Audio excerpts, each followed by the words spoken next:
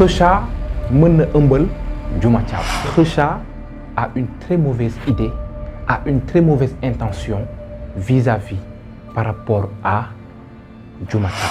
Kheucha va cracher sur Nogay ndénkaane def ko dénk ne ko sama doom sûrement bu mu rax sunu deret li ko alkaali dan naan bi lay xam naa lenn loo xam ne su ma la ko waxee da ngay xaru di est-ce que ce n'est pas en rapport avec sa naissance.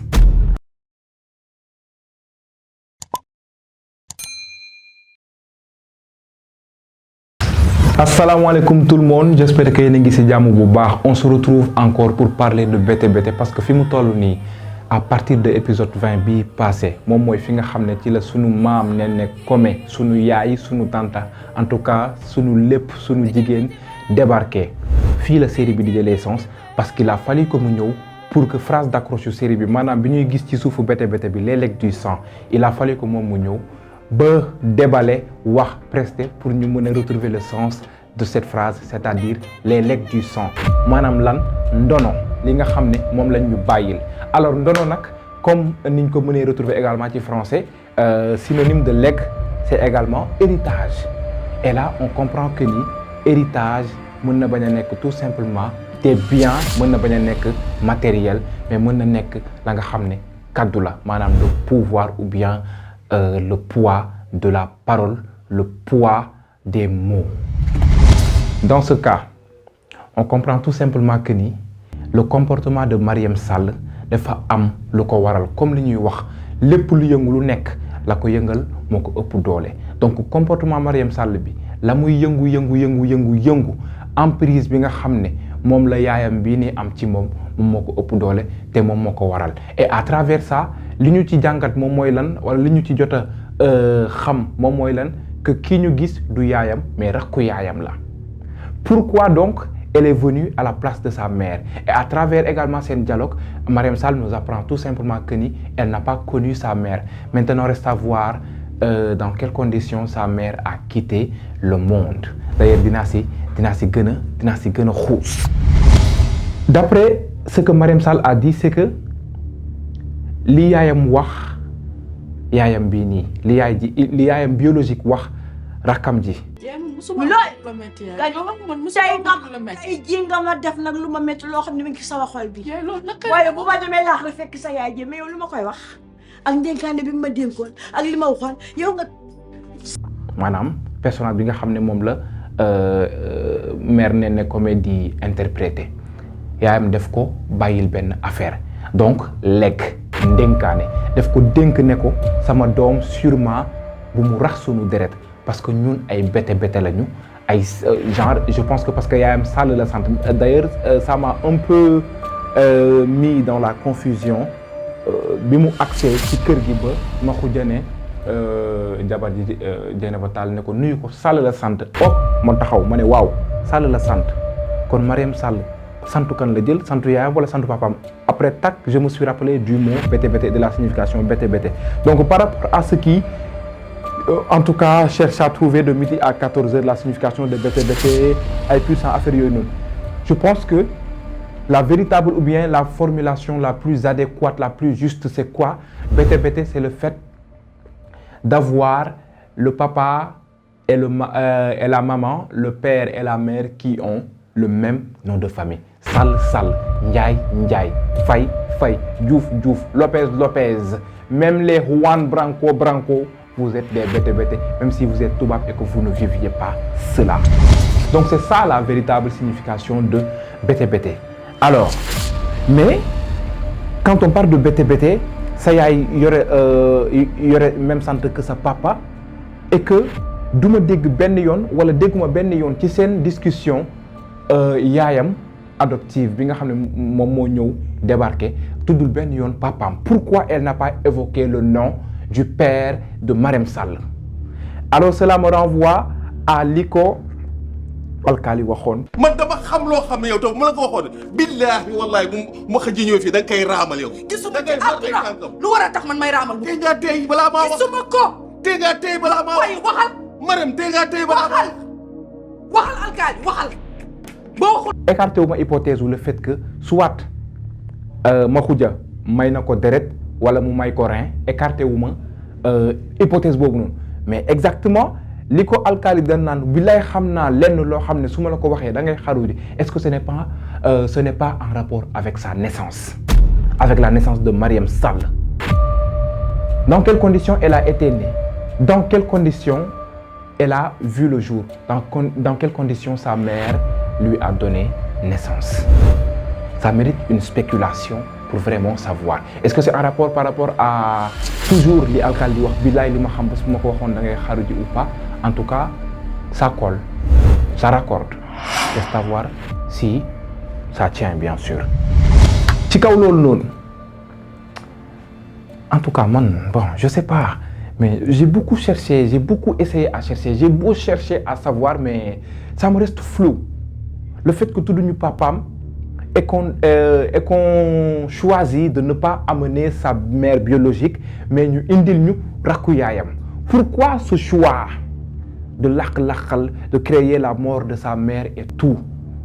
Parce qu'après, voilà, après le fait que sa mère adoptive là est débarquée, je vais dire sa tante parce que c'est la sœur à sa mère, je me dis pourquoi on n'a pas voulu ou bien pourquoi on n'a pas choisi de nous les présenter bien avant que muy débarquer, peut-être pour garder le suspense, pour mieux rendre en tout cas crédible sa venue et tout, mais on aurait pu même avoir les photos de sa défunte mère au niveau soit du salon, dans sa chambre, à Mariam Sall et tout, pour créer le lien, mais également ça aurait aidé à symboliser mieux l'emprise que ce legs a sur Mariam Sall. Mais peut-être que c'était vraiment pour lui donner la place, pour donner la place à Mariam Sall, pour ñu bañ à chaque fois di naan moom li muy def nii yëpp yaay moom moo koy def loo sûrement parce que xam nañ ne vite fait le genre de Bamba Rassoul là et d'autres ils vont directement faire le rapprochement et essayer de vraiment théoriser pour jéem a capter intrigue bi. Bon après bon c'est ça quoi, mais c'est vraiment un scénario dingue derrière. Reste à voir lan moo làqu ci ginnaaw. Et par rapport à ça il y a également ce qui m'a posé par rapport à ça, il y a également ceux qui m'ont posé des questions de savoir Tall, comment est-ce que la grand-mère a su capter directement le fait que Tall nekk tëgg parce que am na ay Tall yu nekkul tëgg. Mais je vous renvoie bi ñu jógee ci biir néeg bi ñuy waxtaan foofu noonu. Qu'est-ce qu'elle a dit? Dafa ne Mariam Sall yow ma nga wax ma li nga ma wax ma tontu la. Nga wax ma wax la nga dem dindi li ma la wax. lu ma rek ndare ceebu sew guddi ji bi la day xotti put yow nga jur sa doom mu war takk dugg ci kër yow ngeen wax ma ni ma taal man la tegal ci suuf ana taal ko nga ni doom ji man rek juruma ko waaw. Ce qui veut dire que Mariam Sall jotoon na ko aviser par rapport ak mariage bi alkaali bëgg a dëgmaal entre Makhoudia ak Dieynaba Tall mi nga xam ne tëgg la. Sûrement mu ne ko loolu bu mu mus a am ndax xam nga li la sama yaay li ma sa yaay waxoon ci yow donc du ma ko teggi mukk boo ko defee dig ma tooñ comme ni ma ko waxee tooñ nga ma. Alors après bi loolu amee loolu moom moo waral tey jii nii Mariam Sall di culpabiliser et d'ailleurs par rapport à cette scène on en parle de ce casting assez réussi du teint au trait de caractère maanaam même au jeu d'acteur dañ ko niroo. C'est un purée. La grand-mère, comment elle interprète le personnage, comment elle arrive vraiment à synchroniser son jeu d'acteur par rapport à celui de Mariam Sall. Parce que Momo de Kenyo. Et c'était pas vraiment évident qu'on ait ces traits de ressemblance. Parce que, non, c'est phénoménal. Tout ce que je peux dire, c'est que c'est phénoménal. Je ne sais pas si c'est un casting ciblé waa Evenprod xool xam ne que mère bi kat bon normalement parce que xam nañ que ne bu ñëwee da koy toj mais ci geste yi lu ñuy waxee et tout I like this fucking game. C'est vraiment fameux, c'est fameux. On ne peut dire que c'est fameux. En tout cas, il y a vraiment beaucoup de choses yu làqu ci ginnaaw. Mais bon, on va pas s'y attarder, on va laisser un peu le scénario nous en dire vraiment plus. Après ñu jàll ci leneen par rapport à des théories que j'ai eu à tenir. Je vous parlais de Nogoy la bonne am na hypothèse bu ma fi teniroon c'est-à-dire que mën na mu bokk ak Diouma Thiam. Et dans la bande-annonce pour épisode bi war a dugg suba bien sûr on a vu la réaction de la mère de Daba Thiam, comment elle était choquée, comment elle était choquée je vais dire de voir Nogoy. C'est comme si dafa gis ku mu xam. Oui, sama ndey.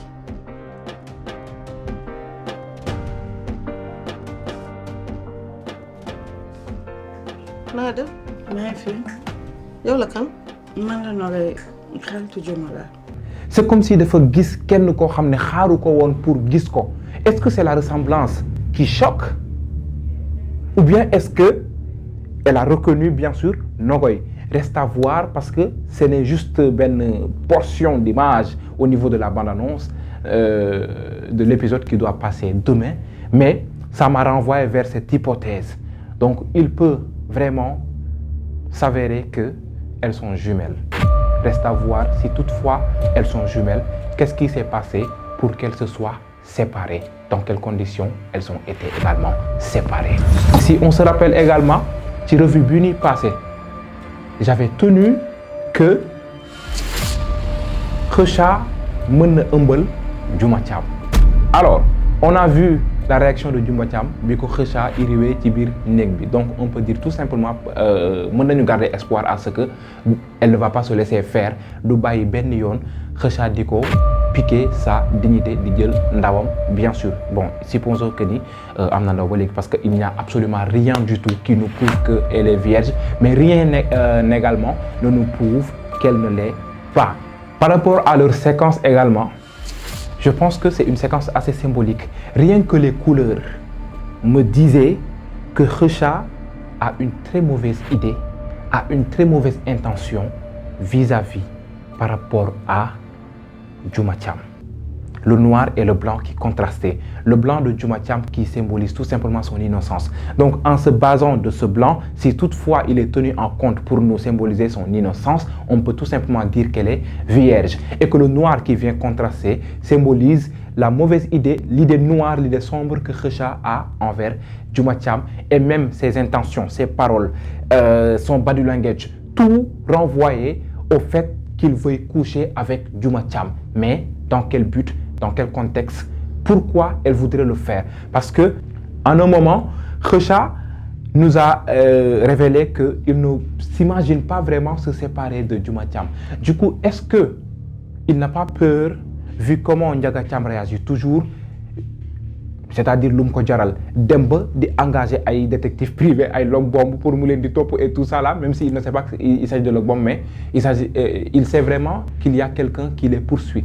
Maintenant mu xalaat que ni tôt ou tard kii mën nañu tàggale, donc il faut ma def loo xam ne duñ ñu tàggale dinañ ñu maye, donc il faut ma biiral ko. On sait vraiment que loolu dafa am ci biir dëkk bi, y en a qui le font, nga bëggante ak nit parfois même ku jigéen ki moom moo la koy proposer mais fii nii je pense que c'est le cas contraire.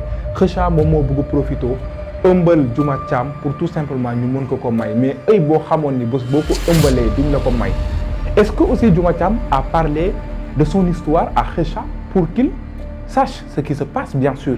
Je me demande si toutefois il a dû lui en parler, dites-le moi pour me mën a xam exactement.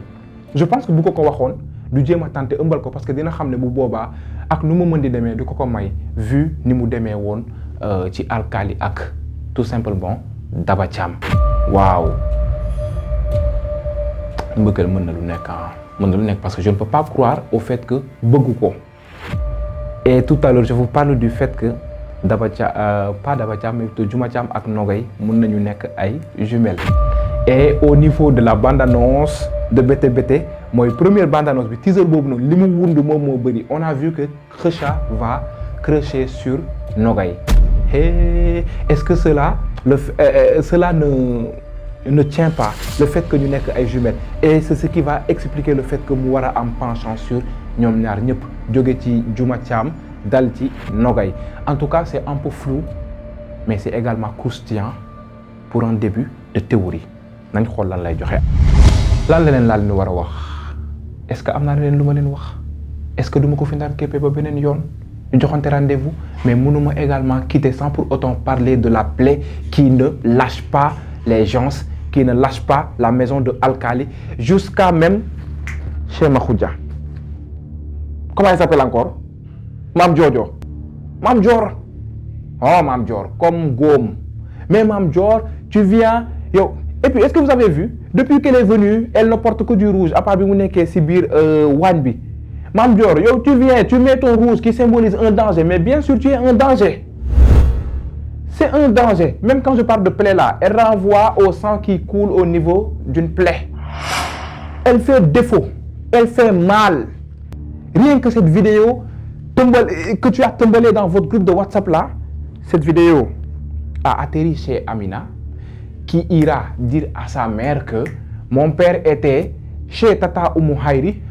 Oumou Khayri tamit xamul si lan la dugg de dina ko wax ne ko sam papa mu ngi woon ci kër ñoom Tata Oumou Khayri dajale fa tonton Makhoudia ak Daba Thiam moom sax tonton Makhoudia mën na ko bañ a intéressé mais Daba Thiam mais tonton Makhoudia fi mu amee problème moom mooy le fait que ci seen biir groupe WhatsApp bi Oumy Mbaye également dana ko jot te dana ko wax Ami Mbaye ne ko tonton Makhoudia mu nga fa woon kër ñoom Oumou Khayri bi nga xam ne Ami Mbaye moom lay bañ a gis. C'est que Mam Dior a vraiment rajaxe le truc. Bon, je ne sais pas si elle a rajaxe ou bien elle est en train de rajaxe ou bien elle est en voie de rajaxation. Foofu laa koy ndar keppe di leen jox dig daje beneen yoon incha allah ci beneen revue bu gën a xeeñ bu gën a forox bu gën a tàng bu gën a bombastrophique avec BTBT.